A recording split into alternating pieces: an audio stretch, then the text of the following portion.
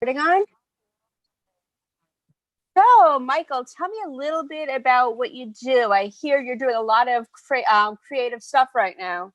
Sure. Yeah, so I'm a creative director and a production designer, and then a creative producer. Um, so that entails designing sets and stages for live concerts to live activations and events, TV shows and performances. You're pretty much touching on all of the creative aspects of a live event or live show or performance. Nice. And what got you into that field? Say that again. What got you into that field? What made you decide to want to do that? Yeah, so I started in lighting design um, back when I was 15, 16 years old. Started interning at a local lighting shop in Chicago. And from there, I just grew interest in all the other aspects of live entertainment and all of the intricate visual details that help enhance the show. Um, from there, as I built a career in lighting design, I grew a lot of interest in all of these other aspects, like I was saying.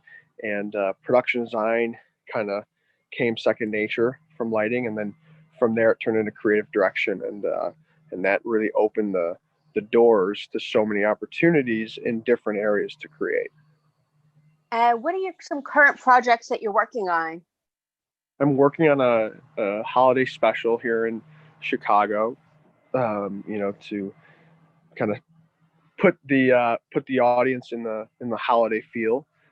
Given the year of COVID, right? Nobody can really go out and go see Santa or uh, you know go see the trees lit in Chicago and all over the country. So I'm working on a holiday special with that. Uh, you know, to do that, I'm working on a few pop-up events as well that'll be coming out and be announced soon. And then just gearing up for next year, a few shows in the works, and you know, getting through COVID. And how has COVID been a challenge for you working on your projects? Yeah, COVID's been a challenge in the sense of, there's no live entertainment anymore as far as like shows. There aren't concerts anymore with fans, and I think, outside of there not being able to be shows from just a COVID and safety standpoint, I think artists also may struggle putting on concerts with no audience. Because they feed off the energy of the audience, singing back to them and being engaged in the show. So I think all of that, put a halt to live concerts, which was a big part of my life before COVID, and kept myself and my team really busy. But I think I pivoted, you know, to do more television performances since everyone's at home and everyone's watching TV majority of the time. So I did a lot of TV performances and specials and creative work like that before COVID, and now it's more so transitioning to grow that side of my work and the work of my collaborators. That's incredible. What's some TV stuff that you've done? So I recently did Jennifer Hudson, quite a few performances with Jennifer Hudson. We did a performance on top of an iconic rooftop downtown Chicago called the London House for the John Lewis special on CBS, who passed away. They did a large special for that, and the opening performance of the show was Jennifer on this rooftop. That was a fun one we did. We did Jennifer on the BET Awards.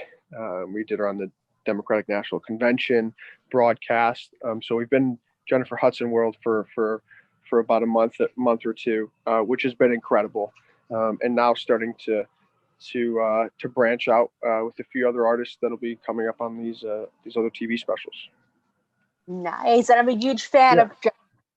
So that's really great that you got to work with her. yeah, she's incredible. She really is. I hear nothing but good things about her all the time. Absolutely, couldn't agree more. And so, what would be your dream project to have? A dream project. Oh, that's a tough one. I think honestly, as cliche as it sounds, I really find joy in every single project I work on. The industry, uh, you know, the industry is never the same. There's never one project that's the same. Um, within the industry. Everything's different. Even if it's the same artist, every show is slightly different, and that always excites me, motivates me. Um, and I really do think every project, in a way, is a dream project, in its own unique way. I mean, if I had to make up a scenario in my head that I'd love to work on someday, it'd probably be the Super Bowl. I'd love to, create on that platform at some point in my life, or when the Olympics come back. I feel like those are two massive events that I've always watched as a kid and growing up. Um, I think it'd be a dream to be a part of it someday. That would be amazing. I want to go to them just as a reporter. So maybe we could do it together. You do your thing, I do my thing, and There we go. Let's go. Let's get on a flight. yes, yes, that we can go to it during COVID. If he's not, yes, let's do it. Yeah, let's go. If it wasn't COVID and it's happening, let's get on a flight. Let's go. Good. I'm for it. I'm for it. Now, one thing I like to ask the people I interview is tell me a fun fact about yourself. Fun fact about myself. Well, I like to play the drums, and I think I started playing the drums in like fourth or fifth grade. And I think that because of me playing the drums, that's what kind of motivated me to get into the industry. As weird as that sounds, or as different as that sounds, when I'd play the drums, I'd often, it's all about the beat, it's all about timing, and I think that's what also triggered my interest in lighting when I'd go see shows. Everything was always on the beat, everything was always on rhythm, and I think it kind of just inherently, uh, you know, I just grew this interest in lighting, and I believe it's from playing the drums. So I find that as an interesting little fact. Do you play in a band or just for fun? I just played for fun. Just played for fun, and and because of the drums and my dad's love of music, I grew this love for going to concerts and love for seeing live entertainment, and I still live for it.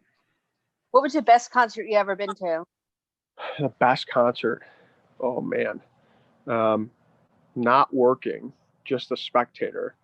I remember going to see ACDC's comeback tour with my I, dad's brother, and it was at the Allstate Arena in Chicago, or in Rosemont, just outside of Chicago.